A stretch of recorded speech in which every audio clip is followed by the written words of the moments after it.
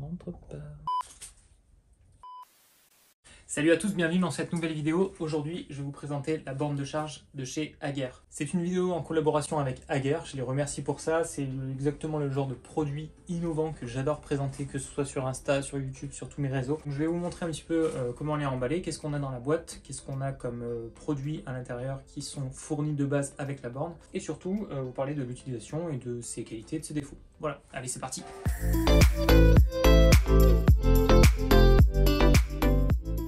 Déjà, qu'est-ce qui saute aux yeux? C'est qu'on n'a pas d'écran, pas de bouton, rien. On a juste uniquement un petit bandeau lumineux qui peut changer de couleur en fonction de ce qui se passe sur la borne. Là, actuellement, il y a mon camion qui est en train de charger derrière la porte de garage. Parce que oui, on est dans mon garage.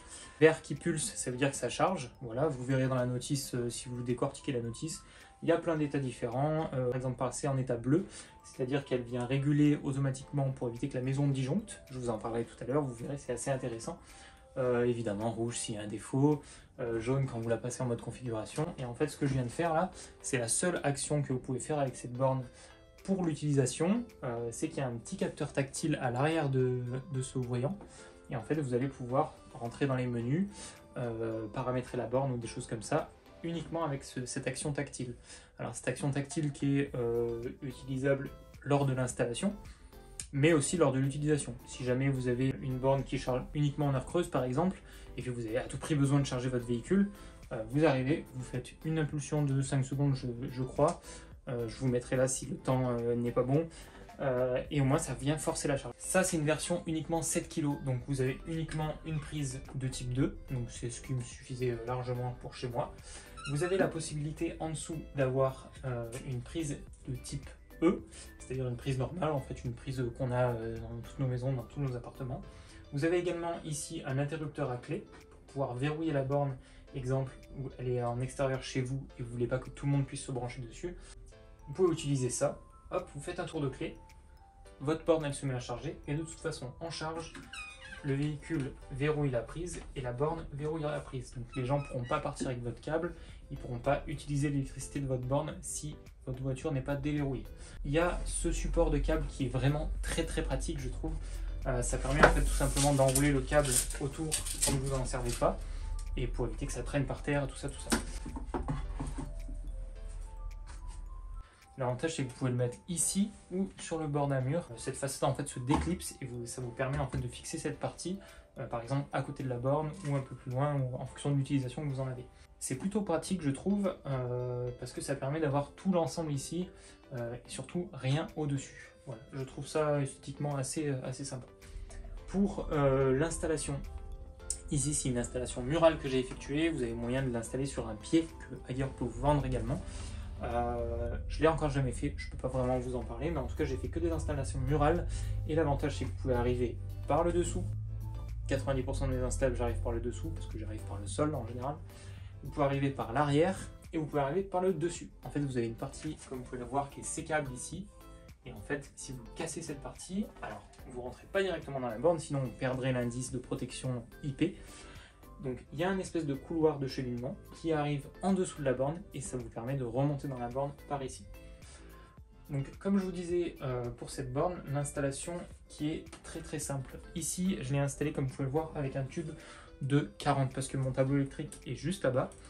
Donc j'ai un câble de 3G10 souple, un câble de 2 x 1,5 rigide pour l'alimentation de la bobine MX. Qu'est-ce que c'est la bobine MX? Je vous en parlerai tout à l'heure. Et j'ai également un câble de télécommunication, de téléinformation pour remonter jusqu'au Linky. Pourquoi je remonte jusqu'au Linky? Parce qu'en fait cette borne, c'est une borne de charge dynamique. Qu'est-ce que ça veut dire dynamique? Ça veut dire que quand vous allez dépasser l'abonnement de votre maison, exemple, vous avez un abonnement de 9 kg et votre borne charge à 7, vous avez par exemple un radiateur, un chauffe-eau, un produit qui va consommer et qui va vous faire dépasser votre consommation d'abonnement. Plutôt que la maison disjoncte, ça va venir réguler la charge. C'est-à-dire que plutôt de charger à 7 kg, elle va peut-être charger à 5, à 4, à 3. C'est vraiment pour vous faire fluctuer et éviter que vous dépassiez votre abonnement. Je vous conseille quand même de prendre un abonnement au-dessus du 7 kg pour être vraiment tranquille parce que sinon ça veut dire que vous n'avez aucun appareil hormis la borne qui va fonctionner. Voilà. Pour moi le 9 ça suffit, même avec le chauffage qu'on a, le chauffe-eau.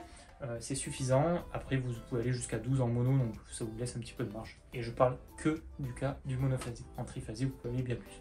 Pour les retours positifs et négatifs. Le retour positif, c'est que la borne est très grande, c'est-à-dire que vous avez de la place à l'intérieur. Je vais vous montrer tout de suite après la place qu'on a dedans, mais pour un électricien, vous allez voir que c'est du gâteau.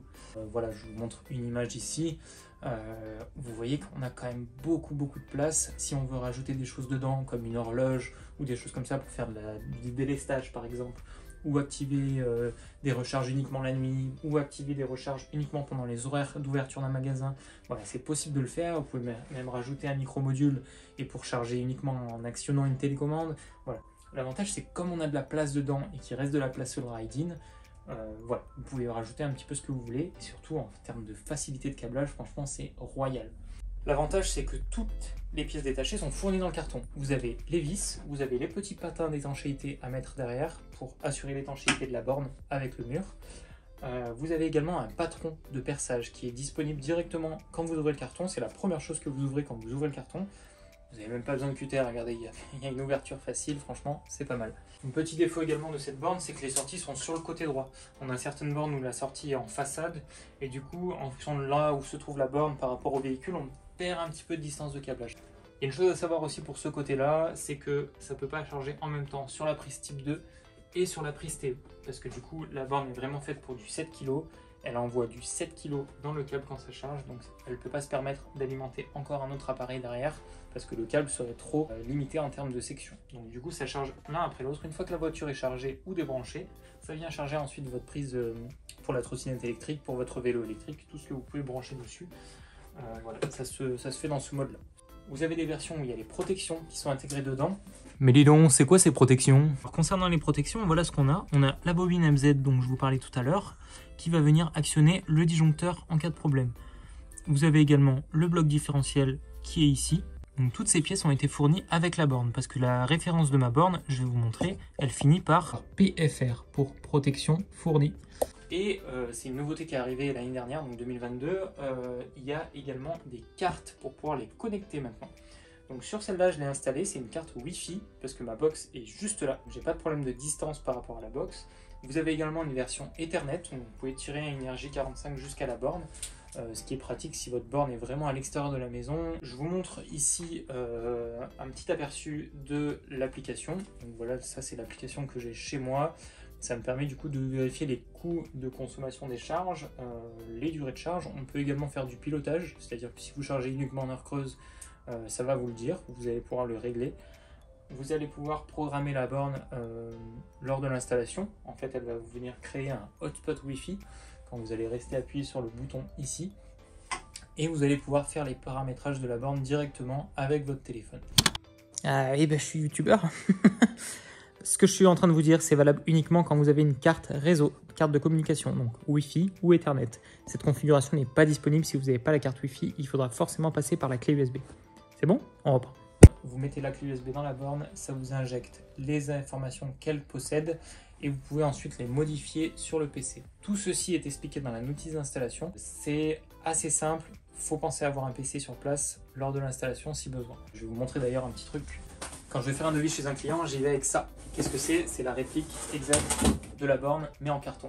Ça permet au client tout de suite de visualiser un petit peu la place qu'elle va prendre. Il y a juste un truc du coup à prévoir, c'est bien penser que les sorties sortent à droite. Donc il faut prévoir la place, comme vous pouvez le voir ici, pour que le câble reparte. Vous n'avez pas le support ici, mais je peux lui en parler et lui proposer. C'est pas excessivement cher hein, ce support par rapport au prix de la borne. Je le vends très bien. Et je vous conseille de le vendre parce que franchement c'est un produit qui a un vrai plus et c'est très facile à installer. Vous avez juste 2 petits trous à faire au niveau de la façade et vous avez juste 2 ou 3 vis à mettre pour que celui-ci, et c'est vraiment costaud.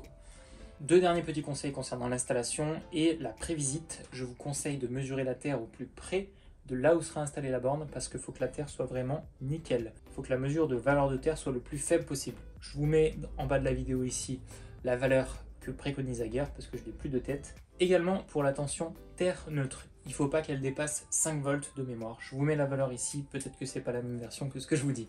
Voilà, je sais que c'est quelque chose qu'il faut vérifier à tout prix. Je vais quand même vous montrer le bruit qu'elle fait au démarrage. Donc là je viens de démarrer la borne, mon véhicule est branché. Donc elle va passer en vert clignotant en attente de communiquer avec le véhicule. Là le véhicule va lui dire ok, je veux du courant, actionne la charge. Et voilà. Donc on entend le contacteur qui vient s'actionner et le véhicule est en charge. Vous voyez que ça pulse, donc ça veut dire que ça charge. Et la bobine MZ, elle sert à quoi? La bobine MZ, elle est justement là pour protéger l'installation si jamais il y a un problème avec le contacteur. Qu'est-ce qui va se passer? C'est que si jamais le contacteur il reste actionné alors que la borne ne lui demande pas de l'être, elle va voir qu'il y a du courant qui va passer ici et la bobine MZ va envoyer une impulsion. Impulsion qui va du coup faire tomber le disjoncteur que vous avez dans votre tableau là-bas et du coup couper l'électricité et du coup assurer la sécurité. Si vous avez aimé cette vidéo, lâchez votre j'aime et partagez surtout ça à vos amis. Moi je vous dis à la prochaine. Ciao!